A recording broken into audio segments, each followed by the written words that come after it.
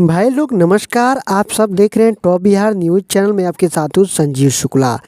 दोस्तों, हम सबके लिए बहुत ही गर्व की बात जब होती है जब हमारे देश के ही एक जवान हमारे खेसारी लाल यादव के गाने पर डांस करते हुए नज़र आते हैं। जी हाँ दोस्तों, आप लोग इस वीडियो में देख सकते हैं हमारे खेसारी लाल यादव के गाने पर देश के जवान ने बहुत ही अच्छा डांस किया है। हम सब के लिए, हमारे भोजपुरी के लिए बहुत ही गर्व की बात है जब कोई अपना ही देश का जवान भोजपुरी गाने पर ठुमका लगाकर खूब मस्ती करते हैं। और ये जवान कहीं ना कहीं के बिहार और उत्तर प्रदेश के होंगे तभी ऐसे कर रहे हैं, क्योंकि मस्ती केवल बिहार और झारखंड के लोगों को ही अच्छा लगता है। और देश के जवान के लिए मैं सैल्यूट करता हूं जो हमारे खेसारी लाल यादव के गाने पर अपना एक मस्ती भरा डांस शेयर किए हैं। जी हाँ दोस्तों, आप लोगों ने इस वीडियो को देखा और इस वीडियो को देखने के बाद आप सभी के दिमाग में कौन सा ख्याल चल रहा है, इसका जवाब आप लोग कमेंट सेक्शन में लिखकर हमें ज़रूर बताइएगा।